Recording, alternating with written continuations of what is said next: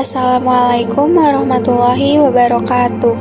Dalam video kali ini, kami akan menceritakan cerita pendek yang berjudul Pohon Keramat. Sebelumnya, perkenalkan nama saya Naila Putri Azni, nomor absen 20. Nama saya Zenia Zara Putri, absen 32. Nama saya Kirana Bintang Agiari, nomor absen 14. Saya Fatali Preganada, kelas 95. Perkenalkan, nama saya Muhammad Satria Galaja Hermawan, nomor absen 18. Nama saya Muhammad Angga Saputra, kelas 95, absen 16. Di sebelah barat kampung ada gunung yang tidak begitu besar. Disebut gunung barangkali tidak tepat karena areanya terlalu kecil. Lebih tepatnya disebut bukit. Tapi penduduk kampung sejak dulu sampai sekarang menyebutnya dengan Gunung Beser. Meski areanya kecil, jangan tanya siapa saja penduduk yang pernah masuk ke dalam Gunung Beser. Mereka akan bergidik hanya membayangkan keangkerannya. Mereka dari kakek nenek sampai anak-anak hafal cerita keangkeran Gunung Beser. Saat pendudukan Belanda, di kampung saya ada seorang tokoh yang melawan Belanda dan berjuang sendirian tanpa pasukan. Orang tersebut bernama Jaya Sakti. Tentu saja tokoh ini menjadi incaran Belanda untuk ditangkap dan dipenjarakan. Jaya Sakti lari dari kampung ke Gunung Beser dan bersembunyi agar Belanda tidak menimpa kemarahan kepada masyarakat kampungnya. Bertahun-tahun, pasukan Belanda dan centang-centang Demang mengepung Gunung Beser. Tetapi Jaya Sakti tidak pernah menyerah. Pasukan Belanda dengan dipandu centang-centang Demang pernah melacak Jaya Sakti ke dalam gunung. Akan tetapi, tidak ada seorang pun dari mereka yang selamat, kata orang-orang pintar. Jaya Sakti bersemedi dan tubuhnya menjadi pohon harum yang baunya dibawa angin ke sekitar gunung. Karena cerita itu dipercaya kebenarannya, tidak seorang pun penduduk berani masuk ke kelebatan Gunung Beser. Mereka menghormati perjuangan yang pernah dilakukan Mbah Jaya Sakti. Selain itu, konon mereka takut masuk ke dalam gunung karena dahulu ada beberapa orang pencari kayu bakar nekat masuk ke dalam. Akan tetapi, dia bernasib seperti pasukan Belanda dan centeng-centeng Demang itu, tidak bisa kembali. Siapapun akan berhati-hati bila berhubungan dengan Gunung Beser. Para pencari kayu bakar dan penyabit rumput hanya berani sampai ke kaki gunung. Sejak saya ingat, cerita yang diketahui seluruh penduduk kampung juga meliputi karisma Gunung Beser. Setiap malam tertentu, katanya, dari Gunung Beser keluar cahaya yang begitu menyejukkan. Hanya orang tertentu yang bisa melihat cahaya itu.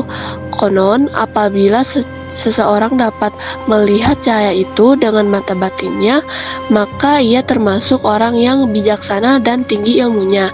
Apabila ada seorang saja dari seluruh penduduk kampung yang bisa melihat cahaya itu, artinya Mbah Jaya Sakti begitu penduduk kampung menyebut penghuni Gunung Beser melindungi kampung. Akan tetapi, jika ada orang sembrono melanggar keheningan Gunung Beser, Mbah Jaya Sakti bisa marah. Jangankan menebang pohon tanpa izin, masuk saja ke dalam gunung akan kualat. Bisa-bisa dianggap mata-mata Belanda oleh Mbah Jaya Sakti. Itulah sebabnya penduduk kampung begitu takut mengganggu ketenangan Gunung Beser. Bagi saya, Gunung Beser menyimpan kenangan tersendiri. Sejak umur 5 tahun saya sering tidur di rumah kakek. Setiap subuh kakek membangunkan saya dan mengajak pergi ke masjid kecil di pinggir sawah. Saya yang kadang masih merasa ngantuk, begitu turun dari rumah selalu takjub melihat Gunung Beser diri kukuh. Saya merasa kesegaran pagi, harum dedaunan dan bau tanah adalah bau khas Gunung Beser.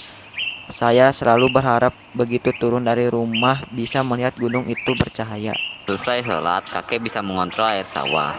Saya selalu menguntitnya dari belakang tanpa banyak bicara. Barangkali anak lain akan mengeluh karena air dan udara sawah dingin. Akan tetapi, saya tidak. Saya menyukai kesegaran air dan udara itu. Tak jarang saya mandi di pancuran sawah. Dari matang yang lebar-lebar saya menyaksikan bagaimana Gunung Beser yang seperti patung raksasa hitam itu lambat laun bercahaya tertimpa sinar matahari.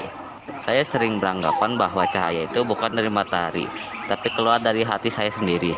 Setiap melihat dedaunan yang bergoyangan, saya sering melamun melihat Jaya Sakti sholat di atas daun pisang. Di sawah-sawah di kampung saya, air tidak mesti diperebutkan. Gunung Beser memberikan air yang melimpah, nama Gunung Beser. Sendiri berarti mengeluarkan air terus-terusan.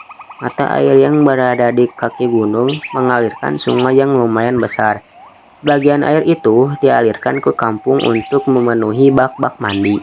Sisanya yang masih melimpah mengairi sawah dan kolam. Selain itu, masih banyak mata air kecil yang dipakai penduduk sebagai pancuran. Oleh karena itu, belum pernah ada berita para petani berkelahi karena berebut air. Kakek dan para petani lain juga sering mengontrol sawah pagi-pagi. Mereka bukan mengontrol takut sawah kekeringan, tetapi memeriksa kalau ada urugan kecil atau lubang-lubang yang dibuat ketam. Atau siapa tahu ada berang-berang yang menyerang kolam. Biasanya pemangsa ikan itu menyisakan kepala ikan di atas pematang. Bila hal itu terjadi, kemarahan para petani tidak akan terbendung lagi. Berang-berang itu akan diburu oleh orang sekampung. Saya beberapa kali melihat para petani berburu berang-berang atau tikus. Mereka mengasapi seluruh lubang yang ditemui. Bila ada buruannya yang keluar, orang-orang mengejar sambil berteriak-teriak.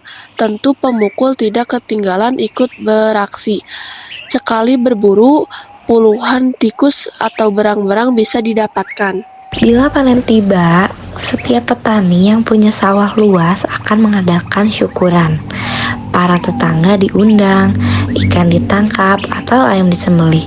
Saya selalu senang, selain sering dibawa kakek ke tempat syukuran, saya senang dengan hari-hari di sawah. Anak-anak seluruh kampung mengalihkan tempat bermain ke sawah. Ada yang membuat baling-baling bermain musik dengan bertrompet kecil dari batang padi atau berburu burung beker. Saya pernah mengikuti seluruh permainan itu. Saya bermain dengan anak dari kelompok mana saja. Setiap orang di kampung saling mengenal termasuk anak-anak. Bagi anak-anak, sawah adalah tempat yang paling banyak memberikan kenangan. Kami mandi sore di pancuran sawah. Setiap sore, kecuali hari Jumat, anak-anak belajar mengaji di masjid. Kakek awalnya mengajar, tapi akhirnya diteruskan oleh Kang Hasim. Saya menjadi anak emas apabila Kang Hasim mengajar. Selain dari Kang Hasim, saya belajar mengaji dari kakek. Bagi saya mengaji bukan hal baru. Sebelum sekolah, setiap malam kakek mengajar saya. Maka pelajaran yang diberikan Kang Hasim kepada anak-anak lain sering merupakan hal yang sudah saya hafal betul. Pulang dari mengontrol sawah, saya diajak kakek jalan-jalan ke pasar yang buka seminggu sekali. Kakek membeli berbagai keperluan sehari-hari dan saya selalu punya jajanan enak. Kalau tidak kue serabi, saya memilih kue cookies. Para pedagang itu memberikan sebungkus besar kue sebelum saya memilih. Saya merasa waktu itu kakek adalah orang yang dihormati oleh penduduk kampung. Siapapun akan mengganggu hormat apabila bertemu kakek. Di sawah, saat mengontrol air, kakek menjadi tempat bertanya apabila ada masalah. Dan kakek adalah orang yang memutuskan apakah tikus atau berang-berang yang mulai merusak itu harus diburu segera atau tidak. Kakek juga diminta mengobati orang-orang yang sakit. Apalagi bila sakit itu karena makhluk halus yang main-main. Bila ada orang yang kesambat oleh penghuni Gunung Beser, mereka membawanya ke rumah kakek. Saya tidak tahu cara kakek mengobatinya.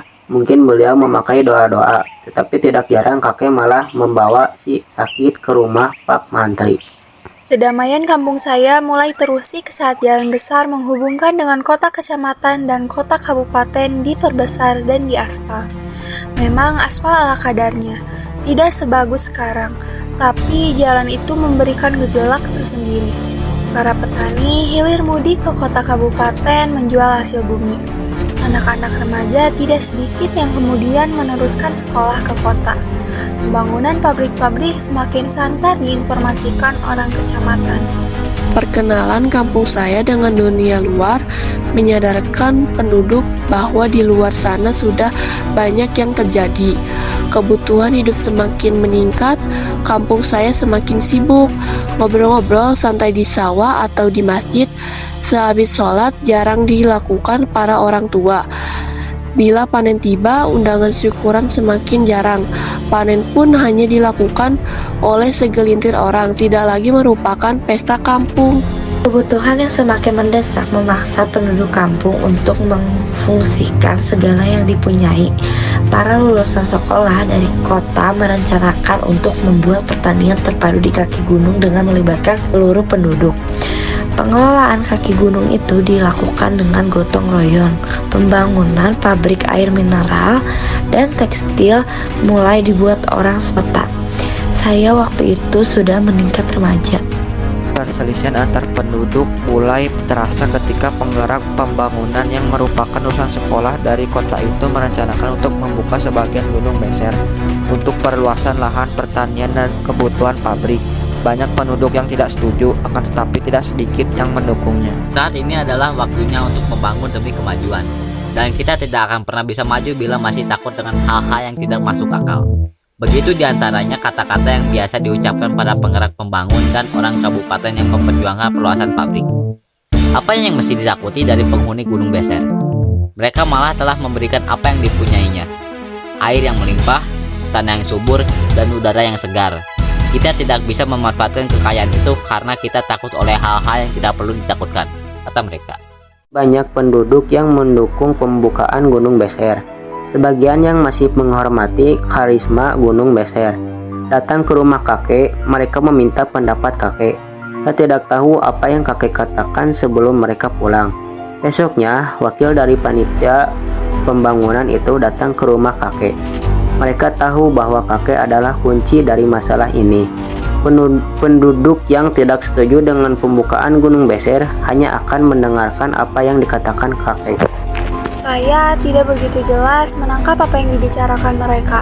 Akan tetapi, dari nada suara yang semakin meninggi, saya tahu bahwa mereka bersitegang.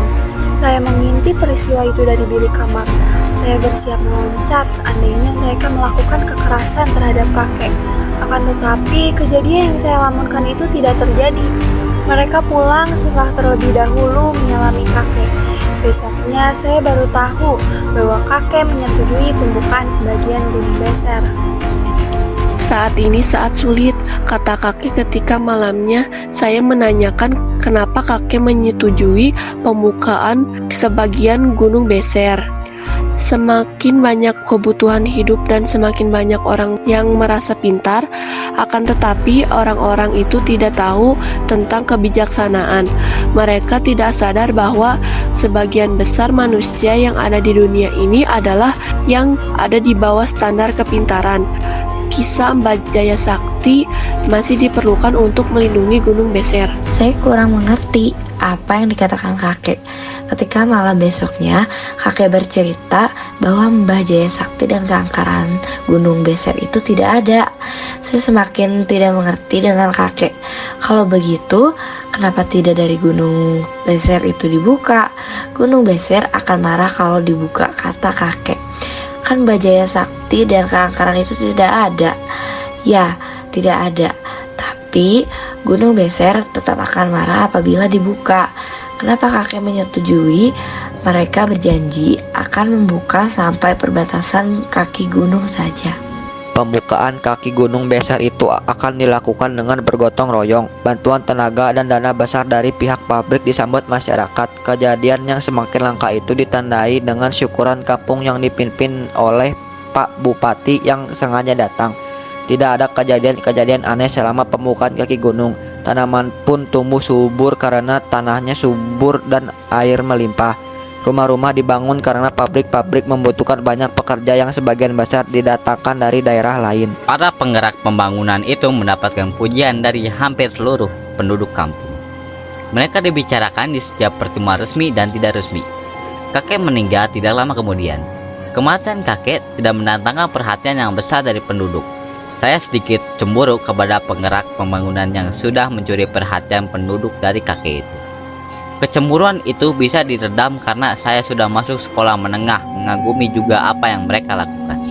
Keberhasilan pertanian dan pabrik itu memberikan kemewahan tersendiri bagi kampung saya. Sarana-sarana umum dibangun. Banyak rumah memiliki pesawat televisi. Semakin banyak anak-anak yang meneruskan sekolah di kota. Kepercayaan bahwa keangkaran Gunung Beser itu tidak ada, mendorong penduduk untuk membuka Gunung Beser lebih jauh. Tempat-tempat pertanian baru dibuka, rumah-rumah dibangun, perusahaan-perusahaan yang memanfaatkan mata air besar dibangun. Izin-izin pengelola Gunung Beser semakin banyak dimiliki orang, pohon-pohon besar ditebang. Yang tidak punya izin, berdagang kayu sembunyi-sembunyi. Gunung Beser bercahaya siang malam. Sinar matahari memantul dari bangunan-bangunan dan daerah-daerah kering. Malam bercahaya oleh semaraknya listrik. Penduduk kampung, termasuk saya, menyambut kemajuan itu. Mereka, termasuk saya, tidak menyadari bahwa di kampung semakin terdengar berita adanya perkelahian petani gara-gara berebut air. Para remaja putus sekolah kebingungan mencari kerja karena menggarap lahan pertanian yang semakin tidak subur itu terasa rendah. Musim yang datang tidak lagi bersahabat. Tiba-tiba saya merasa bahwa hal seperti itu bukan merupakan bagian dari kampung saya. Kekeringan di musim kemarau dan banjir-banjir kecil di musim hujan tidak lagi asing. Para penduduk tidak menyerah, alam harus ditaklukkan. Kipas angin dan kulkas menjadi kebutuhan di musim kemarau. Bendung-bendungan kecil dibangun untuk menanggulangi musim kehujan. Tiba-tiba saya merasa bahwa persahabatan dengan alam menghilang dari kamus kampung saya. Perlawanan terhadap alam itu berakhir ketika tahun yang oleh peneliti disebut El Nino. Itu tiba kekeringan membakar kampung saya. Banyak bangunan dan lahan yang hangus. Saat musim hujan, tiba banjir besar melanda. Rumah-rumah hanya kelihatan atapnya. Saya sedang duduk di atas atap rumah ketika bantuan puluhan perahu itu tiba. Saya hanya bisa mencatat peristiwa-peristiwa seperti itu tanpa mengerti apa yang telah terjadi. Seperti remaja lain di kampung saya kebingungan dengan banyak hal. Satu hal yang pasti, kita harus lebih dekat bersahabat dengan alam agar alam lebih bersahabat dengan kita. Pohon memang keramat, harus dihargai, dihormati, dijaga, dan dipelihara. Tanpa pohon, bencana akan lebih sering terjadi menimpa kita. Mbak Jaya Sakti mestinya berubah menjadi kesadaran ilmu. Kakek benar, banyak orang cuma merasa pintar padahal tidak.